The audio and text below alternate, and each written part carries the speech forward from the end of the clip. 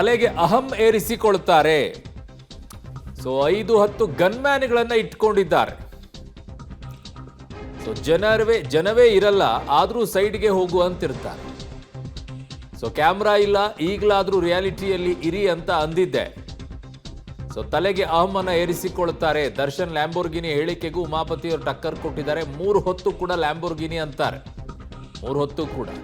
So ತಲೆಗೆ ಏರಿದ್ರೆ ಹಾಗೆ ಅಂತ. ಸರ್, ಈಗ ಈ ಒಂದು ನಾಗರಿಕ ಸಮಾಜಕ್ಕೆ ಒಂದು ರೇಣುಕಾಸ್ವಾಮಿ ಕೊಲೆ ಪ್ರಕರಣ ಇದೆಯಲ್ಲ, ತುಂಬಾ ಘಾಸಿ ಉಂಟು ಮಾಡಿದೆ ಸರ್. ಅದ್ರ ಬಗ್ಗೆ ಹೇಳೋದಾದ್ರೆ ಸರ್, ನಾನು ಈಗಾಗಲೇ ಹೇಳಿದೆ, ಅಕ್ಷಮ್ಯ ಅಪರಾಧ ಅದು.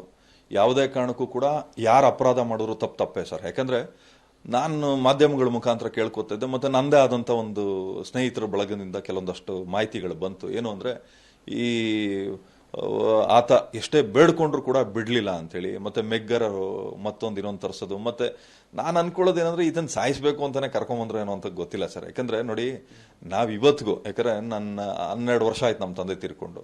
ನಮ್ಮ ತಂದೆ ಎಲ್ಲ ನಮಗ್ ದಾರಿ ತೋರಿಸಿದ್ರು ಕೂಡ ಕಷ್ಟ ಆಯ್ತು ಸರ್ ನನ್ನ ಕೈಯಲ್ಲಿ ಜೀವನ ನಡೆಸೋಕೆ. ಎಲ್ಲ ಇತ್ತು, ದುಡ್ಡಿತ್ತು, ಎಲ್ಲ ಇತ್ತು, ಆದ್ರೆ ನಮ್ಗೆ ಯಾವ ದಾರಿ ಹುಡುಕ್ಬೇಕು ಅಂತ ಗೊತ್ತಾಗಿಲ್ಲ. ವ್ಯಾಪಾರ ಇತ್ತು, ಎಲ್ಲ ಇತ್ತು.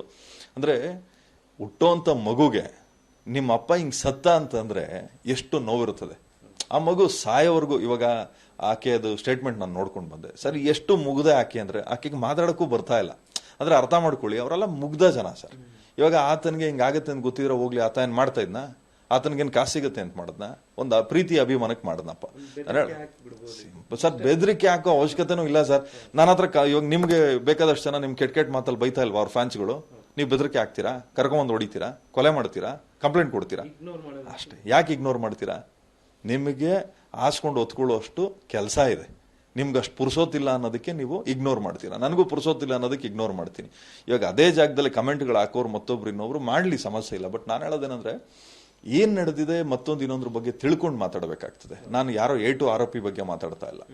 ನಡೆದಿರುವಂಥದ್ದು ಯಾರೇ ಮಾಡೋರು ತಪ್ಪೇ. ಆಮೇಲೆ ಮುಖ್ಯವಾಗಿ ನೋಡಿ, ಎದೆ ಮೇಲೆ ಅಚ್ಚೆ ಹಾಕ್ಸ್ಕೊಂಡು ನಾನು ಎದೆ ಬಗ್ಗೆ ತೋರಿಸ್ಬಿಡ್ತೀನಿ. ಇವತ್ತು ಯಾರು ಆಂಜನೇಯ ಇಲ್ಲ ಸರ್. ಶ್ರೀರಾಮನ್ ತೋರಿಸುವಂತ ಭಕ್ತಿ ಆ ಕಾಲನೂ ಇವತ್ತಲ್ಲ. ನಾನು ಹೇಳೋದೇನಂದ್ರೆ, ನೀನು ಬದುಕು, ನಾನು ಬದುಕ್ತೀನಪ್ಪ.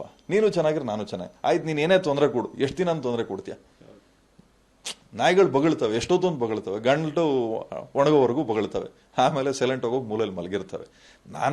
ನನ್ಗೆ ಯಾರೋ ಒಬ್ರು ಹೇಳ್ತಾ ಇದ್ರು, ನೋಡಿ ಸ್ವಾಮಿ, ಇವತ್ತಿನ ಕಾಲ ಹೆಂಗೆ ಅಂದ್ರೆ, ಒಳ್ಳೆಯವರ ಇರ್ಬೋದು, ದೇವರಂತ ಮನುಷ್ಯ ನಾಯಂತ ಬುದ್ಧಿ ಅಂತಾರೆ.